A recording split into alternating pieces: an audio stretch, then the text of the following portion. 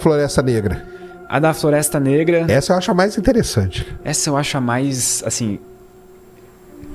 É a que me dá medo genuíno. É? É a que me dá, tipo, me tira o sono de noite, assim. Que eu fico, tipo, ok, se essa parte for verdade e essa solução for a correta, a gente tá muito ferrado.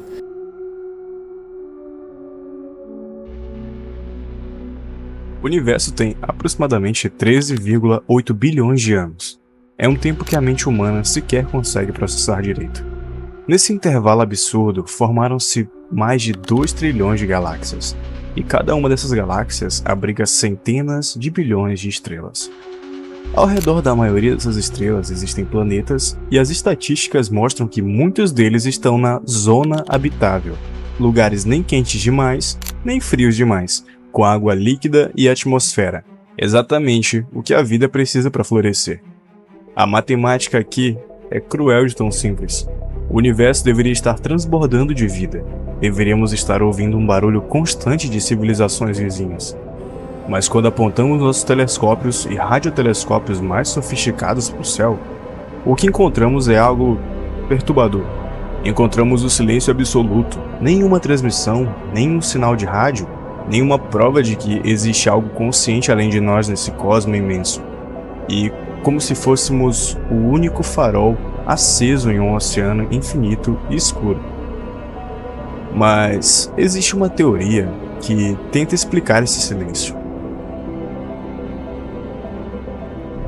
Mas ela não é nada reconfortante. Ela sugere que o silêncio não é um acidente, mas uma estratégia de sobrevivência. Ela se chama a hipótese da Floresta Negra. E depois que você entender a lógica por trás, você nunca mais vai olhar para as estrelas com a mesma inocência.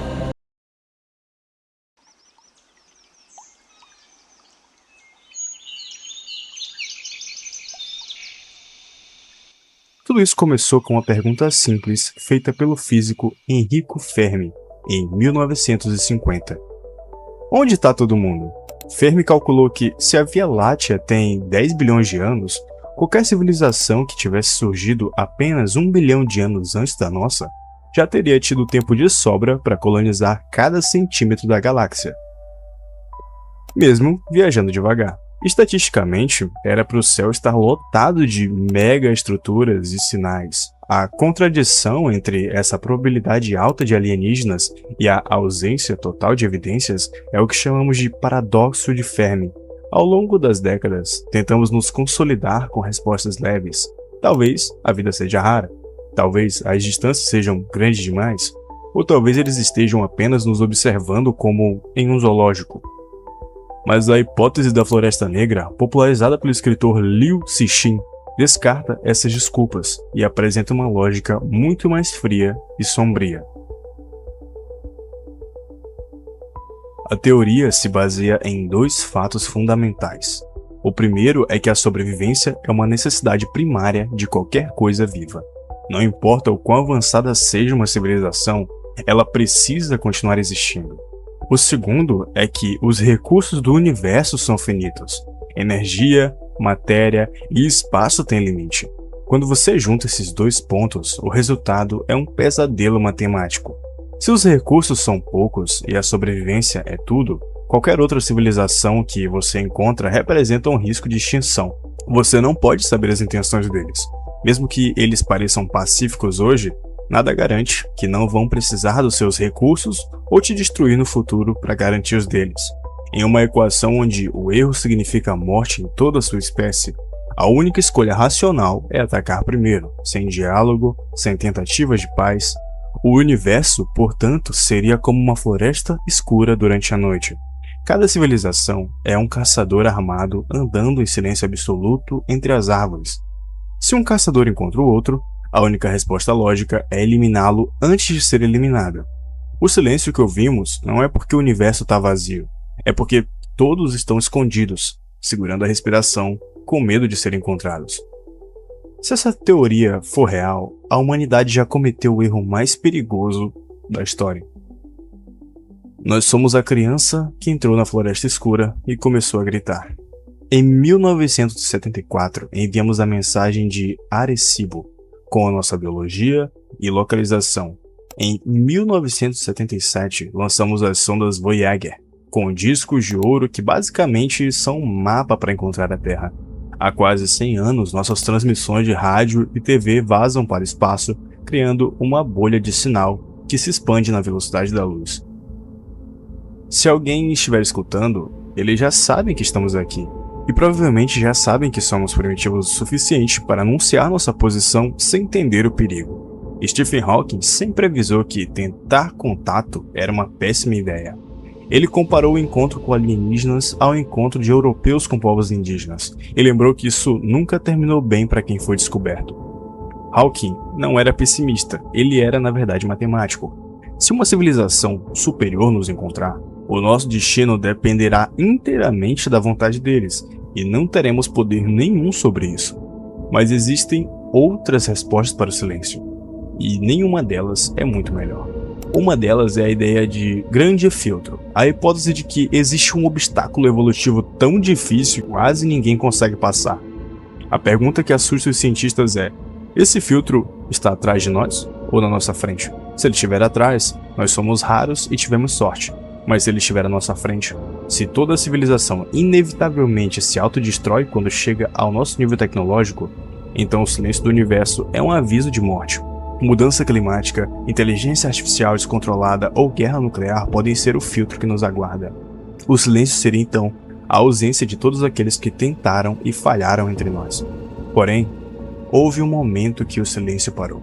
Em 15 de agosto de 1977, captamos o famoso sinal WOW. Foram 72 segundos de uma transmissão de rádio artificial vindo da constelação de Sagitário, e nunca mais foi detectado.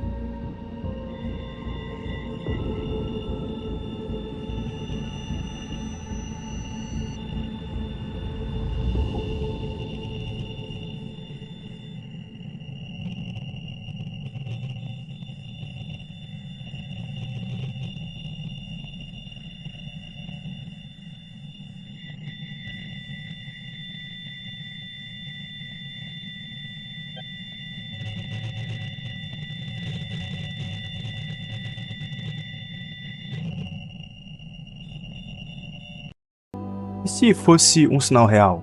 E se alguém lá fora gritou, percebeu o erro terrível que cometeu ao revelar sua posição na Floresta Negra e se calou imediatamente para sempre? Talvez os 72 segundos tenham sido seguidos por décadas de arrependimento e medo. Mas aqui entra a virada que nós precisamos considerar. A hipótese da Floresta Negra é baseada na nossa lógica humana, na lógica de uma espécie que passou milhares de anos brigando por território e comida em um planeta pequeno. Nós projetamos nossa paranoia em um universo que pode ter resolvido o problema de escassez. Talvez civilizações antigas não tenham medo, mas paciência. Talvez o silêncio não seja uma ameaça, mas uma forma de nos deixar crescer antes do contato. No final das contas, a incerteza é a coisa mais honesta que temos. Não sabemos se o silêncio nos protege ou nos condena. Mas o que fazemos com o tempo que temos aqui importa mais do que qualquer coisa lá fora. Se estamos sozinhos, somos os guardiões de toda a consciência que existe, e se não estamos, se existe alguém nos ouvindo, então o que transmitimos agora, nossa arte, a nossa vontade, a nossa capacidade de cuidar desse planeta, é tudo o que queremos ser julgados por ser. Durante toda a história tivemos medo do desconhecido e construímos muros, mas foi a curiosidade, a vontade de abrir a porta sem saber o que tem do outro lado, que nos trouxe até aqui. Se a Floresta Negra for real, esse instinto de curiosidade pode ser o nosso fim, mas se ela não for, a curiosidade é a única coisa que vai nos salvar. O universo tem 13,8 bilhões de anos e permanece calado. Pode ser solidão absoluta, pode ser medo coletivo, ou pode ser apenas uma espera. O que você acha? A hipótese da Floresta Negra faz sentido para você, ou você acredita que o cosmos é mais generoso do que imaginamos? Deixe sua teoria aqui nos comentários, porque aqui no Ponto Cego, a sua visão é o que completa o nosso mistério. Até a próxima.